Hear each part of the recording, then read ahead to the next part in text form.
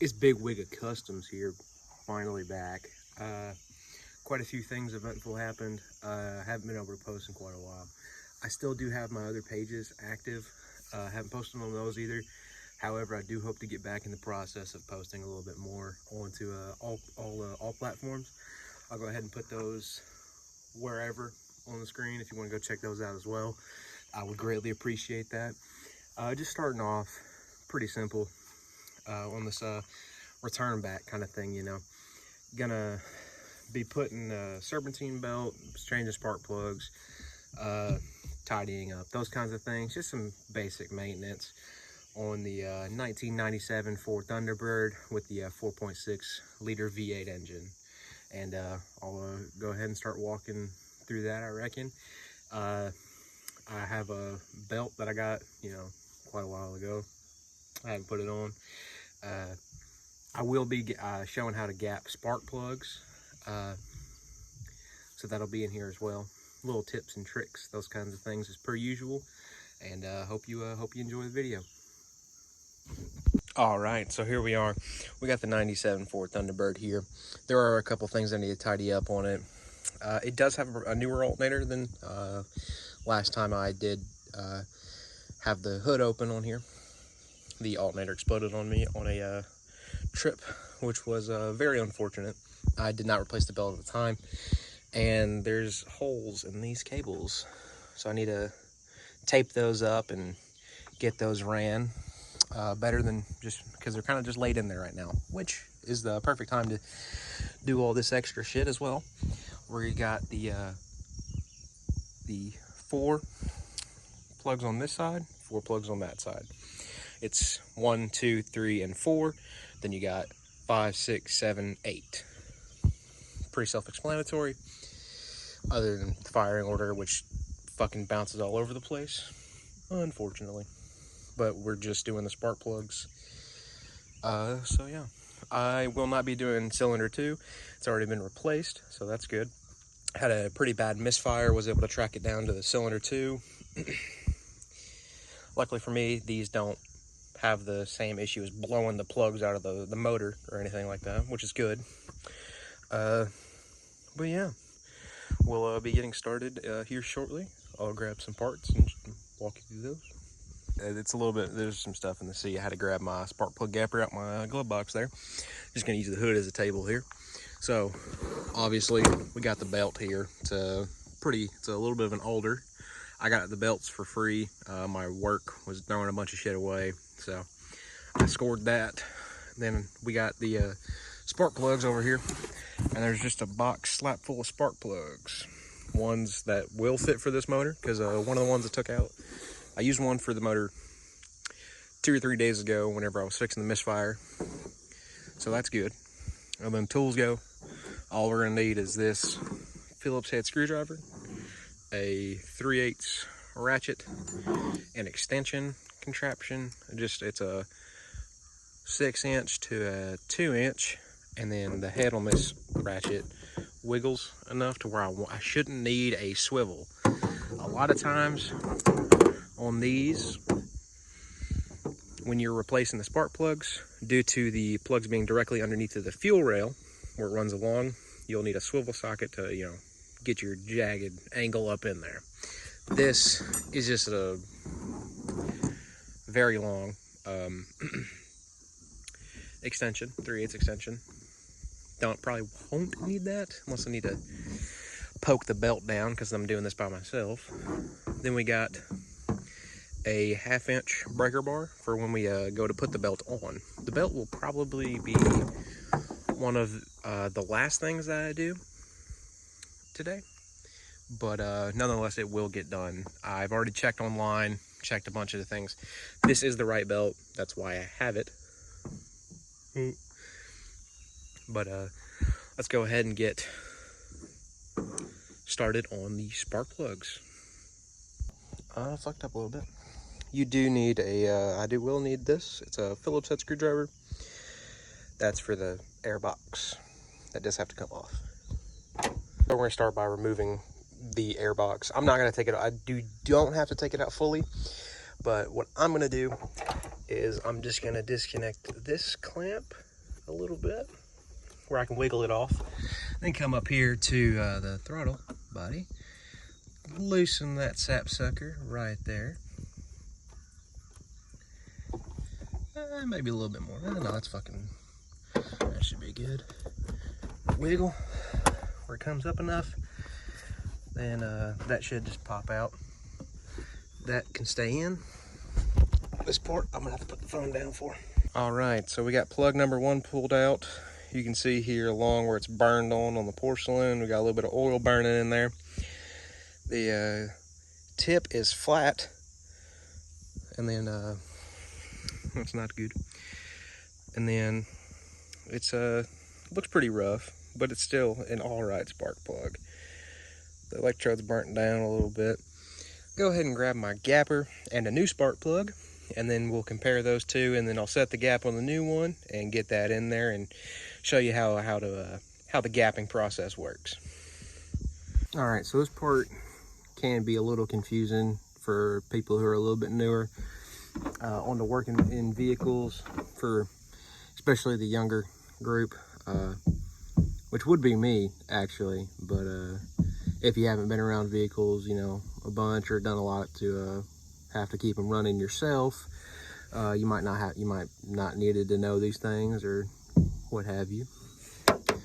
But I got a box of a bunch of different spark plugs, so we're just gonna match up and try to get the same batch, if you know what I mean.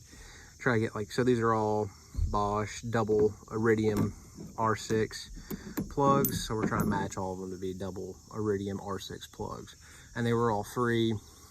Same deal with the belts. They were throwing a bunch of stuff away. They ordered the parts all in at the same time, whenever customers need them, those kinds of things. So first we'll take a look. Here's the new plug. It is a lot newer than this one is. This one's older, just so you don't think they're bigger. It's the same size. They're the same size plug. The only difference is the porcelain does go up a little bit higher, but it's because it's a little bit extended.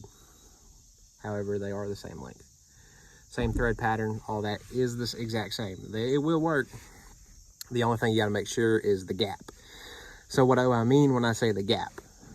That's gonna entail on the bottom. So you see how this one, if my camera will focus, I don't know if you can tell or not, but there's a point on that one, on that the tip of that electrode.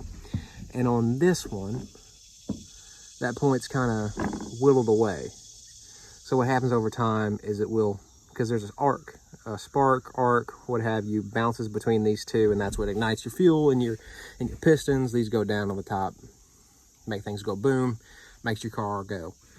So what I'll do is, these are performance plugs too, which is really nice.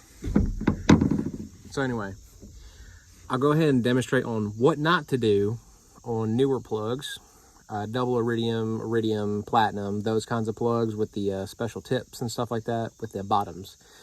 This is the bottom, this is the top.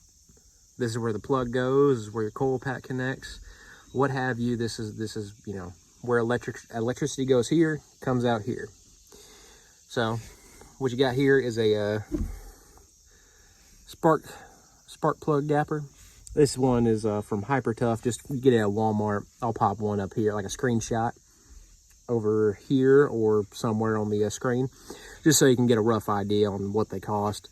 You don't have to get it from Walmart. You may get feeler gauges, those kinds of things. They do the same thing. And then go ahead and pop it up here where I Googled it. It is a 0.054 gap for the 9746s. So that would be slightly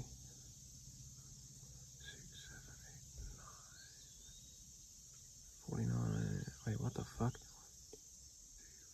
Oh, okay, I'm right. So it's going to be 4 ticks after the. See right down on there where it says it has a decimal point 0.050. So we're going to go 4 ticks over from there. So what you don't want to do is you don't want to take it. On older ones, like copper ones and stuff, it ain't going to damage it that bad. But you don't want to do it. You don't want to do it anyway. So you don't want to drag it along that point. And this one is right at a 0.5, which isn't good. It's supposed to be at a 0.54. This one is directly, like, I can't move it past that. That also could be because of the coating that's on there from just use in general. And then this is not, this hole right here, it does not say put your fucking key ring through it. All right, it says, it's very small in text, but it says gap opener. This is the hole that you use to open the gap on the spark plug. So now the proper way, what you're going to do is you're going to take it, you're going to find out about where you need to be. And then if you're, right here, we're too tight. So we're going to take it, be very gentle, take it, and then just gently come up underneath of it. It's not it won't be contacting the the tip of the electrode, and you just bend up ever so slightly. It may not feel like it's moving, but it is. You don't want to just go all Arnold fucking Schwarzenegger on this motherfucker and just, bend it too far, and then you got to fiddle it back into place. It doesn't have to be perfect, but you want to get as close as you can. So see there, we've gone up about it'd be 0.005, so about half of, and we're at 45. So we're going to take it again. Comes up just a little much. There, might be too much. And go back to your gapper, and you're going to try to just guess about where you are, because you don't want to drag this along there. So now we're right at about 48.5. So put it back under here, and you're just going to keep on being ever so gentle. You take it, put it back under here. All right, so we're just over 0.05. So now we're just going to be even more careful not to fuck it up. You take it, and right there, 5.2.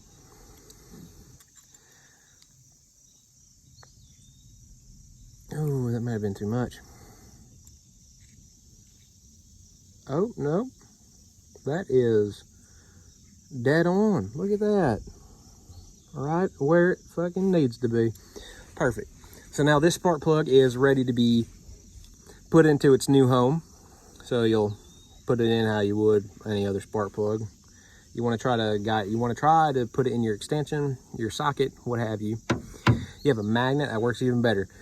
I prefer to use a magnet if I have one on hand. That way you don't have to fight with the extension or those kinds of things in awkward angles. That way you can gently guide it down in there and then get your extension in behind it. That way you don't have to, if it falls out of it, it doesn't, it doesn't interrupt your gap there. Which it won't, like, unless you're slamming it, it does take a little bit of force. But if you drop it like a straight down motor, like most Hondas, Toyotas, those kinds of vehicles where it's a top down, or like the Fords where they have the top coil packs, you don't want to do that. So now we're going to move back to the engine bay on the good old T-Bird here, and get the spark plugs put in there. I'm going to go ahead and gap the rest of these properly. That way they're ready, and then we'll go ahead and get the rest of the cylinders checked out for you. This video will probably be maybe 35-40 minutes long, so it's gonna be a long one. It's a good one. It's a first one back, so try to figure out what works and what don't. We're gonna get back to it, and we'll see you guys back over at the engine bay. All right, a quick word of advice: if you think you're gonna mess something up, do what you think you should to not mess said whatever it is up.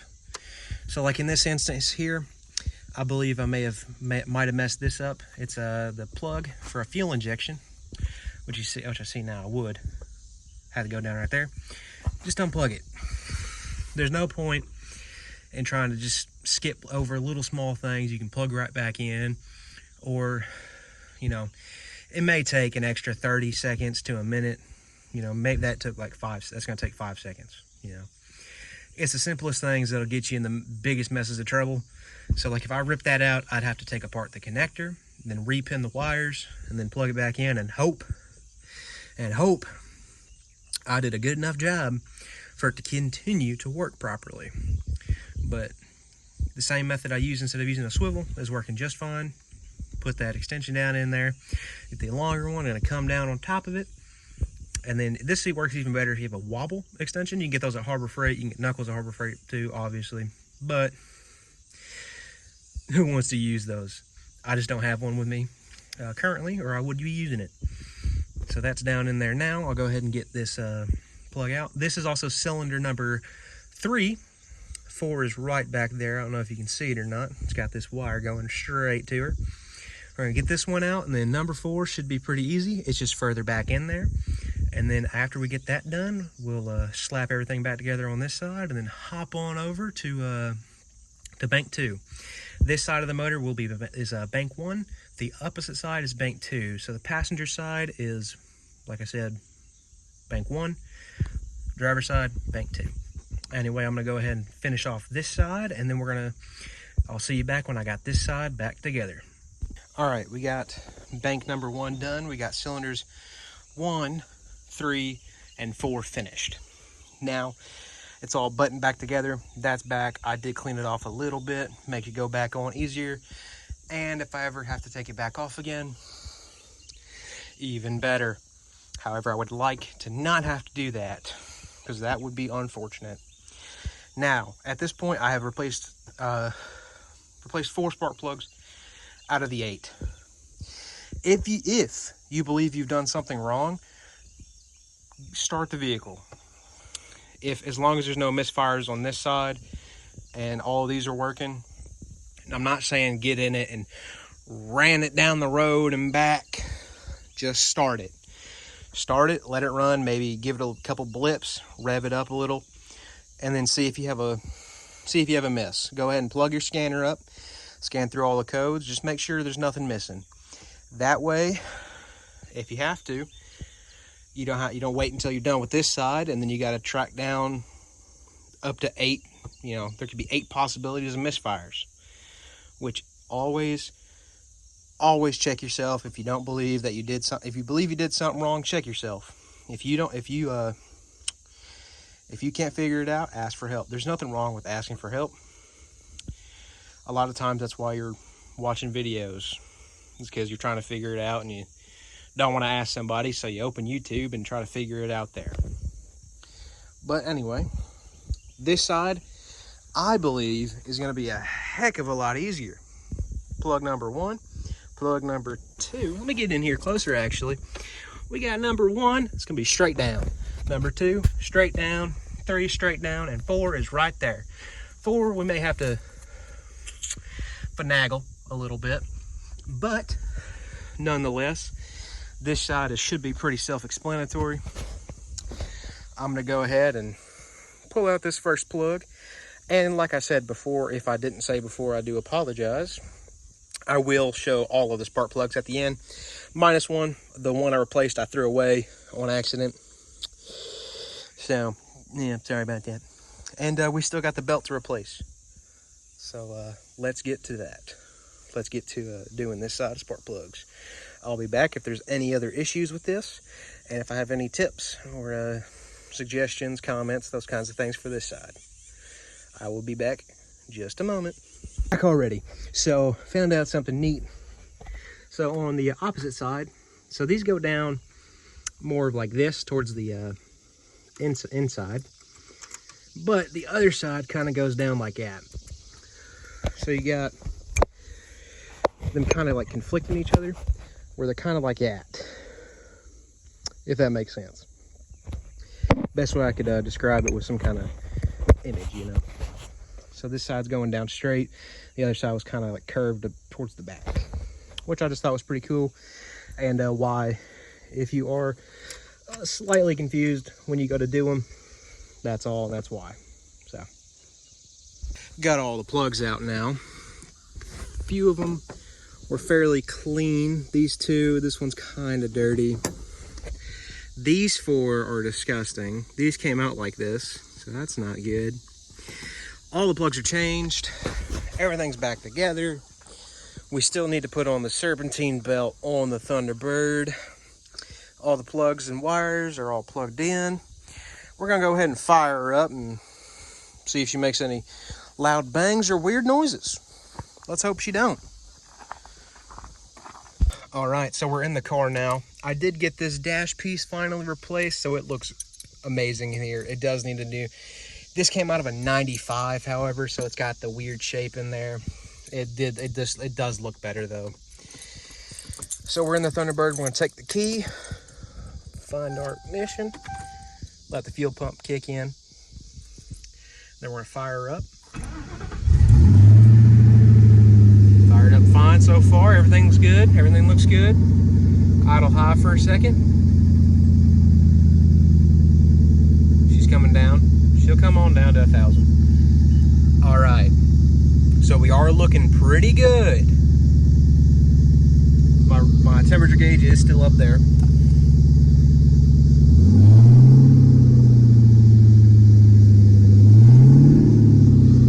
Low coolant, it does that. Coolant is not low. So we're gonna go about 2,500 RPMs.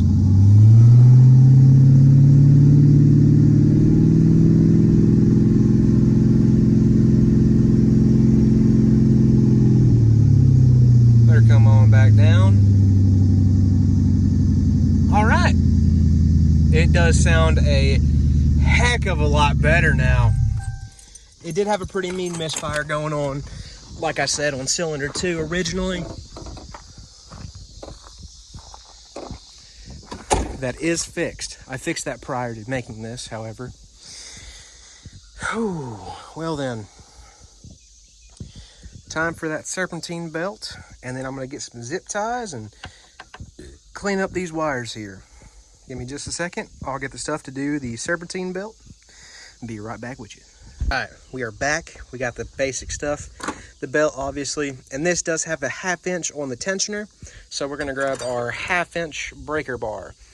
If we can't reach down, or if you don't have a buddy to get down below, have a long extension screwdriver, or if you got some skinny arms.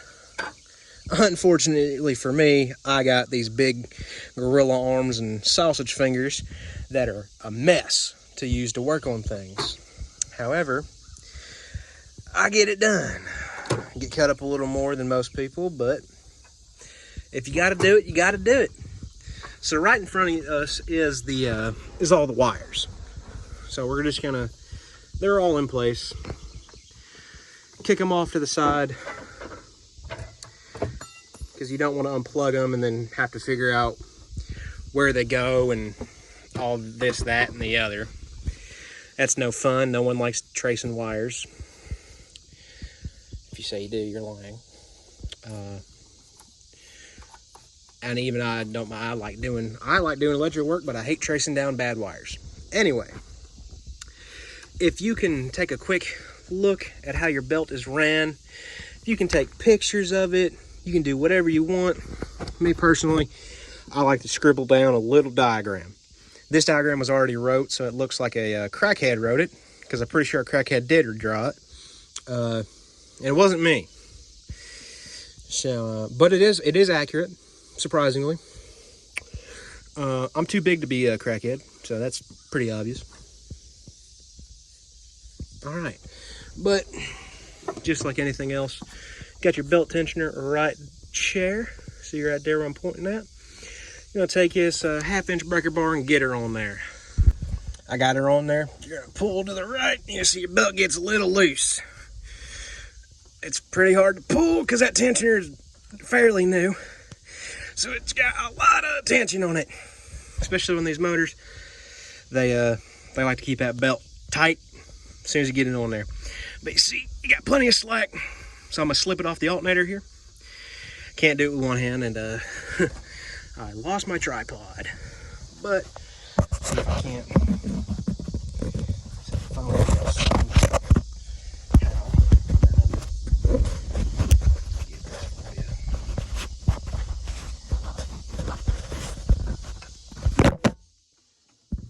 Pull back on it. Just follow along. Drop her down. Oh, my fingers. pull out my breaker bar if I can. Which I fucking can't. There we go. I don't like how that came out, but it came out nonetheless. So that's off now. And we're just gonna kind of follow down along the belt diagram. Just knock her all down.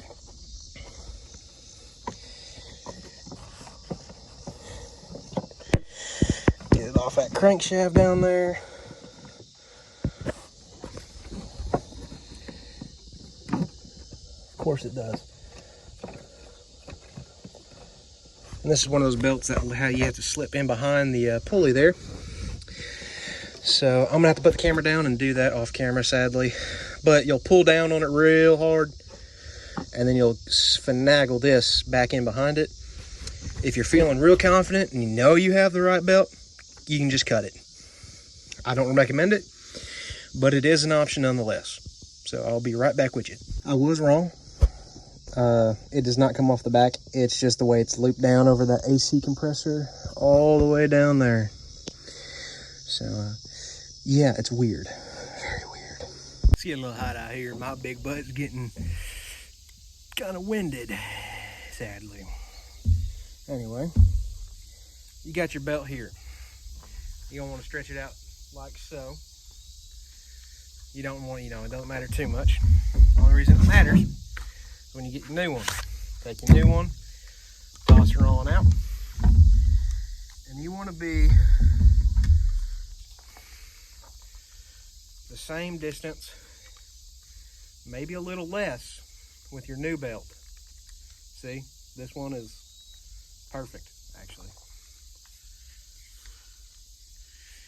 If you need to, you can stand on it and pull it up and make sure they're the same length that way. I've seen people do a mess of different ways, but I like to just set them inside of each other, pull down like a belt, and then just pull her on out. But I've seen people take them here, tuck it all together all nice like, and stand. Like put your foot right about the center of them.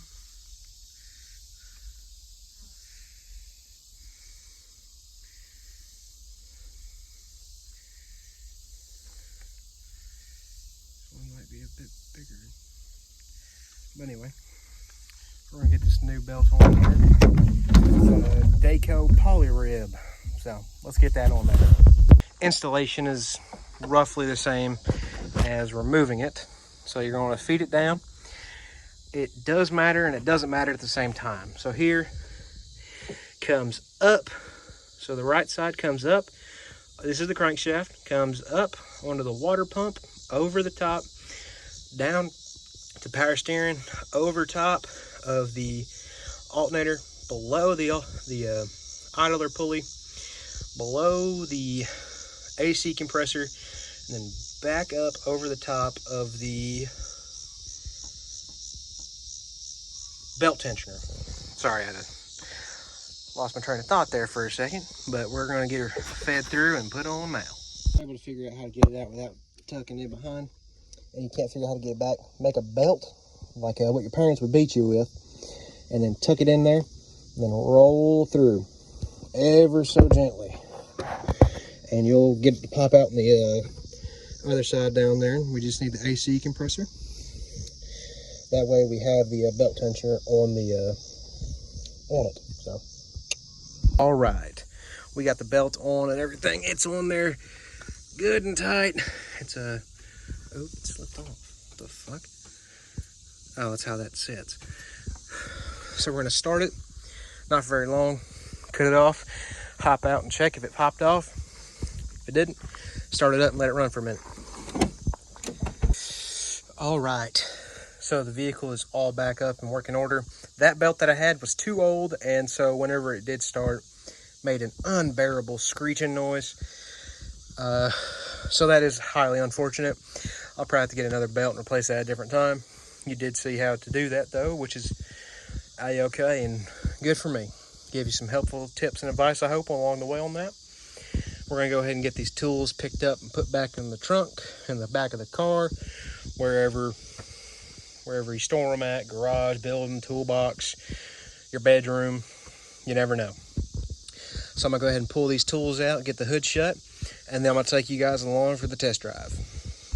All right, plugs are changed. The belt, unfortunately, was not able to be changed. After any work you do to a vehicle, regardless if it's yours or not, you do want the vehicle to be test driven, preferably by you or whoever did the work to the vehicle is best, just so you can kind of have a feel for it, or the person who was more used to the issues, just to ensure that the issues are fixed. This car was lacking in power, especially after it had that really bad misfire.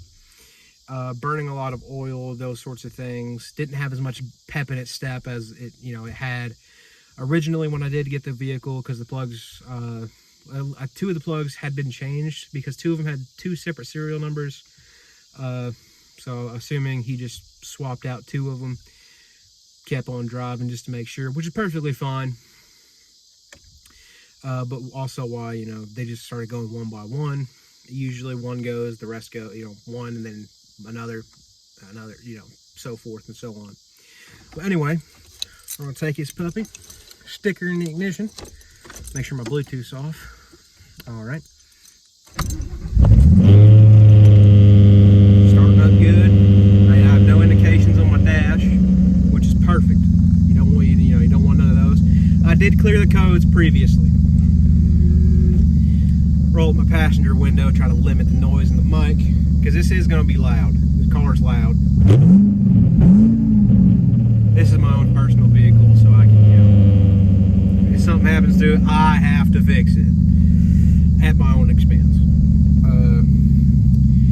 But anyway, we're going to take it, put her in reverse, and back up out on the driveway. Nice and slow. You don't want to be getting on it as soon as you just did this kind of work to it. Drive it like normal. Drive it like your grandma or your mama would. Unless your grandma's fucking evil Knievel. That's unfortunate. Make sure we're not hitting nothing. Go ahead and back on up out of here.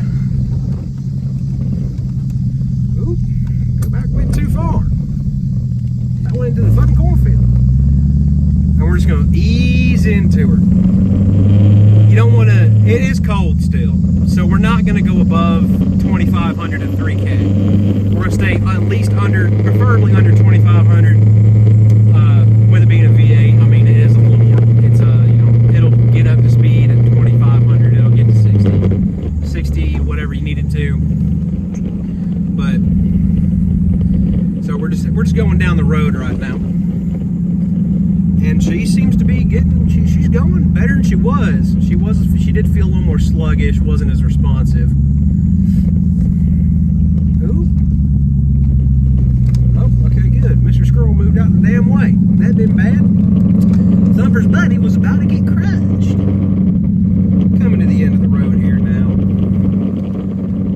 And we do have a check engine light, however, that's probably just for the O2 sensor.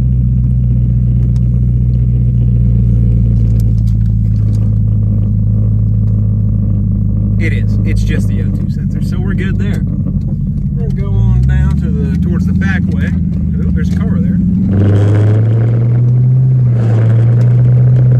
Just ease into it. I know it's loud. It's got a dump light. Going down the road like you normally would. Getting up to speed. Main reason I have my window down is just to hear the exhaust, which, not being weird about, I want to hear my exhaust or nothing. It's just to listen to make sure it's not making any abnormal noises. Because if you just fix something and now it's making worse noises, you probably fucked it up. Which sucks, if that's you. However, I seem to be doing good so far. Not to toot my own horn or nothing. We're going down the road pretty smoothly here. She's getting up to speed. We're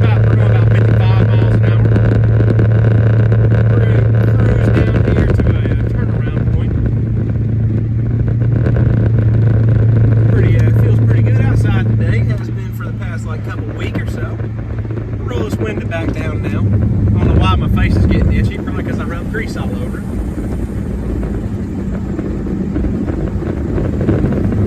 That's a lot better. A lot better than it was, trust me.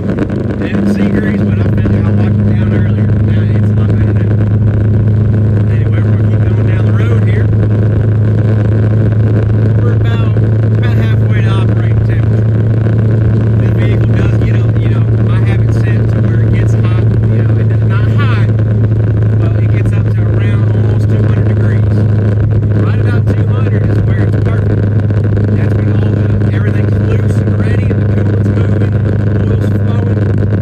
All that stuff is good.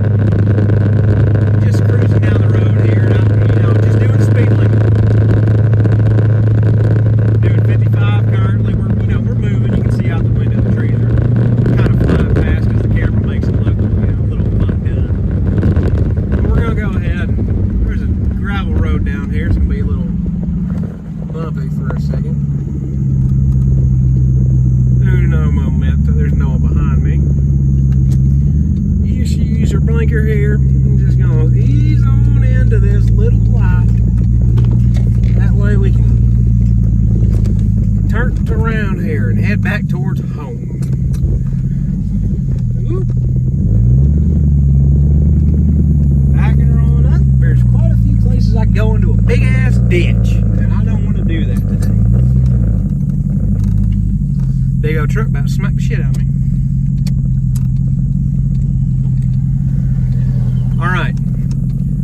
We are sitting at about 160, which is about, you know, we're about 40 degrees from operating temperature. That bump was fucking huge and that hurt. Push my phone back up in there. Leave her. Have to go up a hill. I'm big, I'm fat, so my car might be struggling a little bit. Don't mind that. Might be more of a struggle. No, we're good.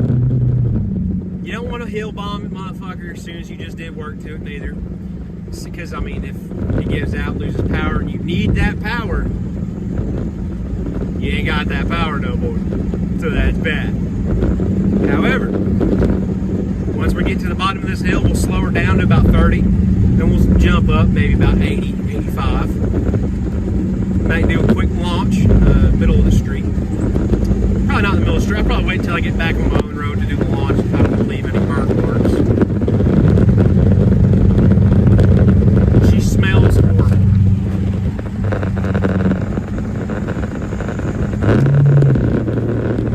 Now we're at about that bottom of that hill. We're going to slow down here a little bit. The reason you do want to get on a little bit and try to make sure everything has to fire real good.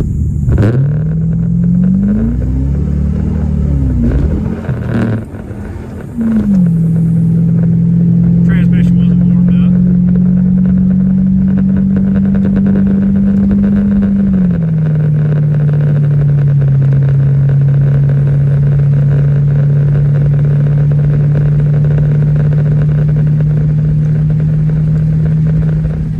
Tell you what, she's driving a hell of a lot better. And that is great. That is good news for me and perfect for the car. She has got that pep in her step, baby. That is awesome. That's great. She's been real sluggish ever since that misfire popped up originally on me. I was kind of, you know, a little like, oh man, that's I couldn't fix it at the time, dude. I had surgery. Couldn't really, you know, I can't get that stuff dirtier. Might me up more. But anyway, we're about to turn in on the road here. I need to slow down because there might be a little sheriff boy up here somewhere. That's not a cop. Okay, we're good. But we are slowed down to about a little 5 over speed limit. We're sitting at about 185, maybe a little lower than that. Turn back onto the road here. Right chill, right on hill, partner. Right on hill, partner. Alright. I'm gonna go ahead and flip the camera around for this. Actually, I'm gonna go ahead and put it in my hand and just do the launch that way. So we're gonna get down the straight part here. Take my phone out of the mount. Go ahead and, all right. So we're sitting at 0 miles an hour. We ain't moving. So if you are launching your vehicle, you do want to be careful doing it. It can mess things up.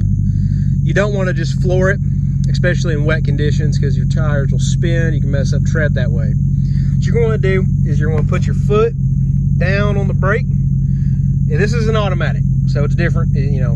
And then I'm going to rev her on up, and you're going to feel the ass end start coming towards you. Right before you start doing a burnout is perfect. So about here, sit for a second, drop the brake, and go.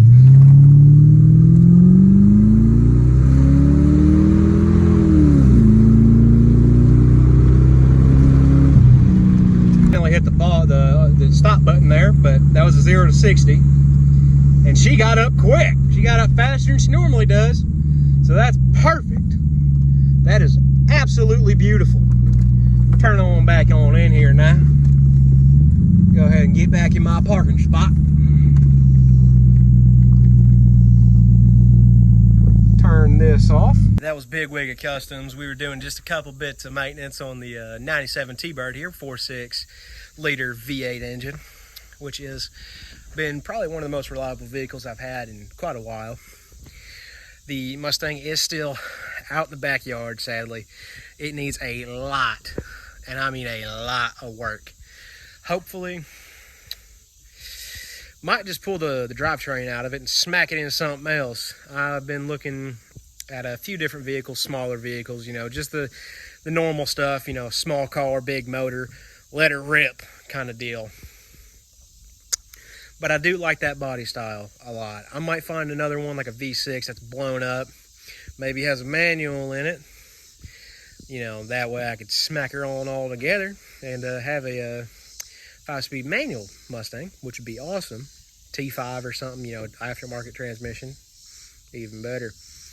But like I said, this is my first video here in quite a while, and I do apologize for that.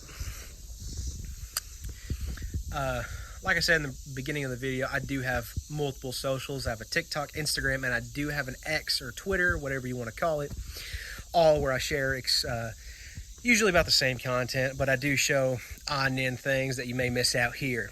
If you want to go check those out, I'll go ahead and pop them up again here along in these boxes. TikTok, Instagram, and X, Twitter, what have you. But until then, it's been Big Wig of Customs, and I hope you hit the like button, subscribe if you feel like it, and come along with me while I, you know, make old cars or beat up pieces of shit better, and hope to daily them and they don't kill me. So hope you follow along with me. Until then, see you later.